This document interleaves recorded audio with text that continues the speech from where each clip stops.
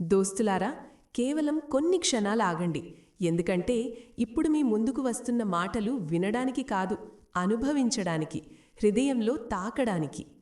ఇటీవల మీకిలా అనిపిస్తుందా? ఒక వ్యక్తి మీ జీవితం నుండి వెళ్ళిపోలేదు, దూరమైనా మునుపటి కంటే ఎక్కువగా దగ్గరగా వచ్చాడు. ఇది ఏ భ్రమ కాదు, ఇదా మలుపు సూచన. ఇక్కడ కొన్ని సంబంధాలు వెనక్కి వెళ్ళవు, అంతరంగంలోనే మరింత లోతుగా మారతాయి. ఒక ప్రత్యేక వ్యక్తి ఇప్పుడా స్థితికి చేరుకున్నాడు, మిమ్మల్ని మళ్లీ కోల్పోయే ప్రమాదం తీసుకోలేని స్థితికి. బహుశా అతను ముందు మిమ్మల్ని తేలికగా తీసుకొని ఉండవచ్చు, బహుశా పరిస్థితులను కారణంగా చూపించి ఉండవచ్చు, బహుశా అహంకారం లేదా భయం అతన్ని వెనక్కి లాగి ఉండవచ్చు. కానీ ఇప్పుడు అతని లోపల ఏదో పగిలిపోయింది. ఎందుకంటే ఇప్పుడతనికి సత్యం కనిపించింది. మీరతని అలవాటు కాదు, మీరతని స్థిరత్వం, మీరా నేల, దానిపై నిలబడి అతను తనను తాను సురక్షితంగా భావించేది.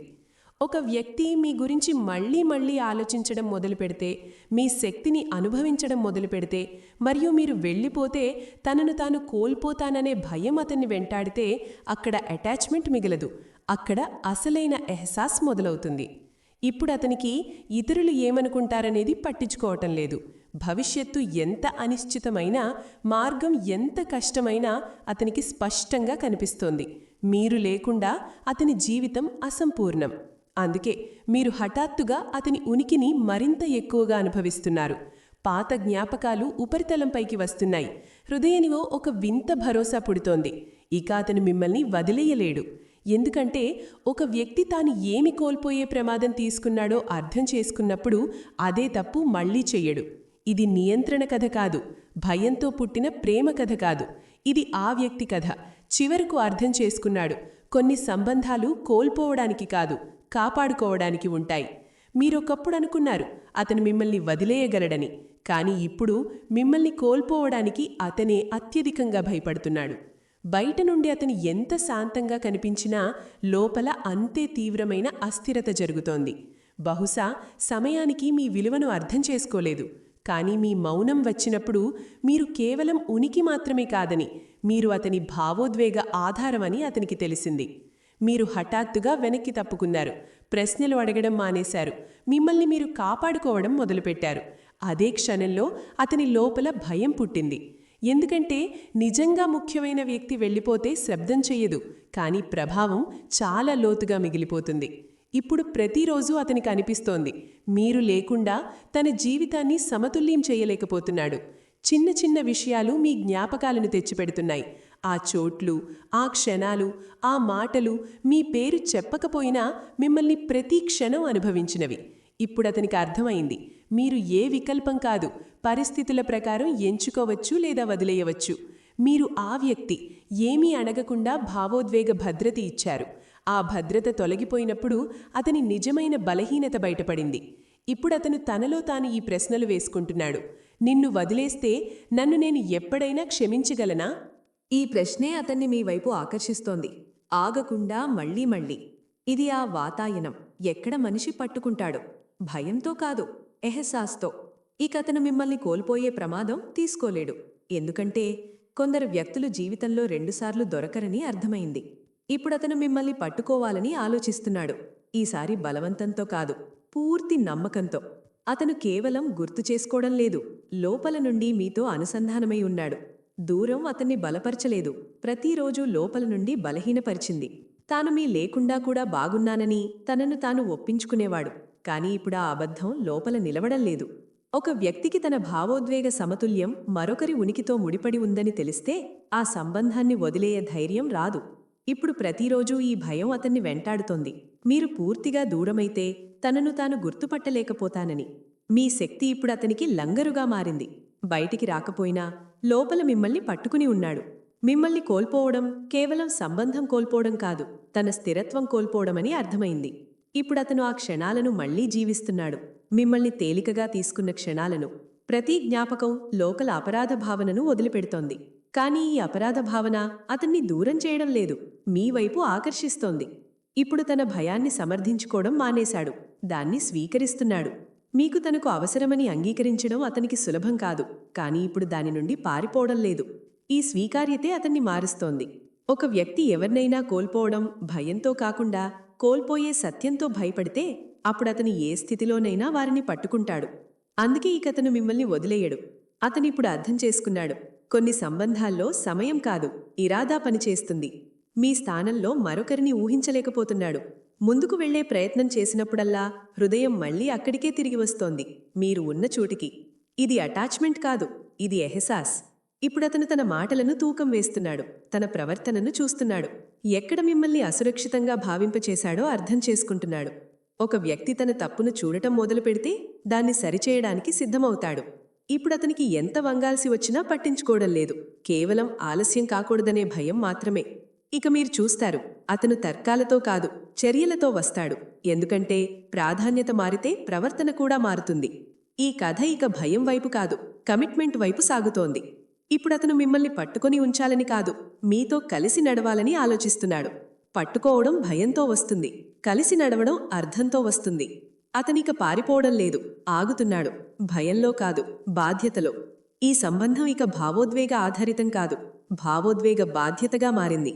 ఒక వ్యక్తి బాధ్యత తీసుకోవడానికి సిద్ధమైతే అతను వదిలేయడు. ఇప్పుడతను అంగీకరించాడు. ప్రేమ తనను బలహీనుణ్ణి చెయ్యదు, ప్రేమే తనను స్థిరపరుస్తుంది. ముందు దూరం సురక్షితంగా అనిపించేది, ఇప్పుడు అదే దూరం అతన్ని ఎక్కువగా భయపెడుతోంది. మీరు లేకుండా తన జీవితం అసంపూర్ణంగా కాదు, చెదల్పోయినట్లు అనిపిస్తోంది. అతను అర్థం చేసుకున్నాడు. నిజమైన ప్రేమ స్వయంగా నడవదు, దాన్ని ప్రతిరోజూ ఎంచుకోవాలి. ఇప్పుడు అతను మిమ్మల్ని ఎంచుకున్నాడు. ఈ కథ ఇక ముగియడానికి కాదు, బలపడడానికొచ్చింది. కాని గుర్తుంచుకోండి, ప్రేమ అప్పుడే నిలుస్తుంది, ఇద్దరూ దాన్ని రోజూ ఎంచుకున్నప్పుడు. ఈ మాటలు మీ కథలా అనిపిస్తే అంటే ఈ కథ ఇంకా కొనసాగుతోంది. ఇప్పుడు కథ మలుపుకు చేరుకుంది. ఇక మాటలు కేవలం ఎహసాస్కు పరిమితం కావు, లోపల గుండెల్లో మోగుతాయి. ఇదిక ఎవరో మారడం కథ కాదు, ఆ టుటన్ కథ. ఇది మనిషిని సత్యం ముందు నిలబెడుతుంది. ఎందుకంటే ఎవరైనా చాలా కాలం పనను తాను దాచుకుంటూ పారిపోతే ఒకరోజు ఆ పారిపోవడమే అతన్ని అత్యధికంగా అలసిపోయేలా చేస్తుంది. ఇప్పుడా వ్యక్తి అదే అలసటలో నిలబడి ఉన్నాడు. ఇప్పుడతనికి స్పష్టంగా కనిపిస్తోంది, తాను కోల్పోయినది సాధారణ సంబంధం కాదు, అదొక అటువంటి ఉనికి, మాట్లాడకుండానే భారాన్ని తేలిక చేసేది. అదొక సహాయం, తాను విరిగినా అతన్ని ఆదుకునేది. ముందు దాన్ని సాధారణంగా భావించాడు. కాని ఇప్పుడు ఆ సహాయం తొలగిపోయినప్పుడు తాను ఎంత ఒంటరిగా అయిపోయానో అర్థమవుతోంది, గుండెల మధ్యలోనూ. ఇప్పుడతను తన పాత నిర్ణయాలను కొత్త దృక్కోణంతో చూస్తున్నాడు. ప్రతి క్షణం ఆలోచిస్తున్నాడు, ఎక్కడ మాటను అసలు వినలేదు, ఎక్కడ మౌనాన్ని తేలికగా తీసుకున్నాడు, ఎక్కడ ముందుంటాడని భావించాడు. అతనికిప్పుడు అర్థమవుతోంది, అత్యంత లోతైన గాయాలు శబ్దం లేకుండా ఇచ్చేవే. మీ మౌనం అతనికి అది బోధించింది, వేల మాటలు బోధించలేనిది. ఎందుకంటే ఒక వ్యక్తి హఠాత్తుగా ప్రశ్నలు అడగడం మానేస్తే, ఫిర్యాదులు వదిలేస్తే తనలో తాను సంకుచితమవుతాడో అప్పుడు సంబంధం ముగియదు, తనను తాను కాపాడుకుంటాడు. అదే విషయం ఇప్పుడతన్ని లోపలికి కదిలిస్తోంది. ఇప్పుడీ భయం అతన్ని వెంటాడుతోంది, తాను తేలికగా తీసుకున్న వ్యక్తి నిజంగా ముందుకు వెళ్ళిపోతాడేమో అని. ఎందుకంటే అతనికి తెలుసు, మీరు ముందుకు వెళ్తే వెనక్కి చూడరు, మీరు తిరిగి వచ్చేవారు కాదు, మీరు ఆగేవారు. అదే ఎహసాస్ ఇప్పుడతన్ని అస్థిరపరుస్తోంది. ప్రతిరోజూ అతను అనుభవిస్తున్నాడు, మీరతనికి కేవలం ప్రేమ మాత్రమే కాదు, మీరతని అలవాట్లలో భాగమయ్యారు. అతని ఉదయ శాంతిలో, రాత్రి గందరగోళాల్లో, మౌనం ప్రతి మూలలో మీరుండేవారు. అదంతా హఠాత్తుగా ఖాళీ అయ్యాక ఖాళీతనమంటే ఏమిటో అర్థమైంది. ఇప్పుడతను తనతో తాను అబద్ధం చెప్పలేకపోతున్నాడు. ముందు తనను తాను ఒప్పించుకునేవాడు, అంతా బాగుంటుందని, సమయంతో సరైపోతుందని. కాని ఇప్పుడు సమయం ముందుకు సాగుతోంది, అతని హృదయం మీ దగ్గరే ఆగిపోయింది. అతను అంగీకరించవలసి వచ్చింది, మిమ్మల్ని కోల్పోయి తనను తాను కోల్పోయానని. ఇప్పుడతను ఆ క్షణాలను కూడా గుర్తు చేసుకుంటున్నాడు. మీరతన్ని అర్థం చేసుకోవడానికి ప్రయత్నించినప్పుడు అతను మిమ్మల్ని తప్పించాడు. మీరు మీ భావాలను మాటల్లో చెప్పాలనుకున్నప్పుడు అతను వాటిని భారంగా భావించాడు. ఇప్పుడు అదే భావాలు అతనికి ఎక్కువగా గుర్తు చేస్తున్నాయి. ఎందుకంటే అవి ఫిర్యాదులు కాదు, అవి అనుబంధం ప్రయత్నాలు. ఇప్పుడతను అర్థం చేసుకుంటున్నాడు, సంబంధాన్ని కాపాడుకోవడానికి ఎప్పుడూ పెద్ద మాటలు అవసరం లేదు, కొన్నిసార్లు కేవలం వినడమే సరిపోతుంది. కాని అతనప్పుడు వినలేదు, వినడం అత్యంత అవసరమైనప్పుడు.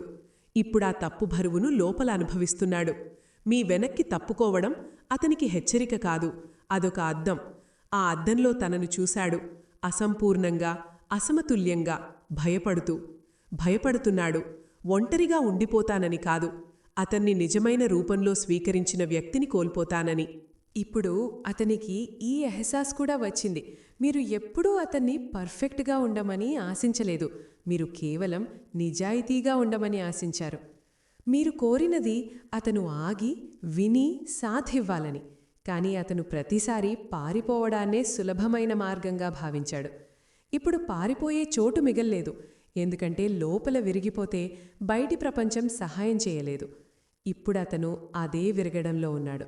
ప్రతి చోటా మీ లోటు కనిపిస్తోంది, ముందు మిమ్మల్ని అనవసరంగా భావించిన విషయాల్లో కూడా.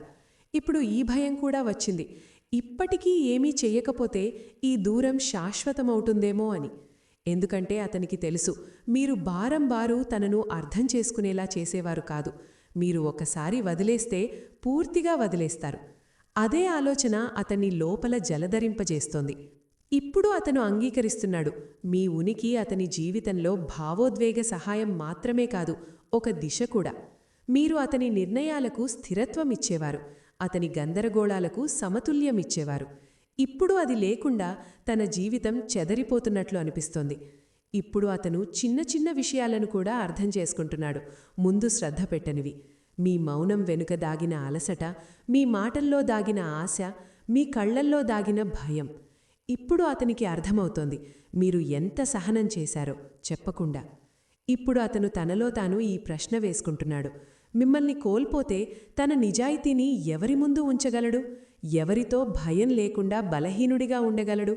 ఎందుకంటే అతనికి తెలిసింది, ప్రపంచంలో చాలా తక్కువ మంది ఉంటారు వారి ముందు మనిషి నకాబు లేకుండా నిలబడగలడు. దోస్తులారా, వీడియోను లైక్ చేసి ఛానల్ను సబ్స్క్రైబ్ చేయడం మర్చిపోకండి. జై శివ శంభో.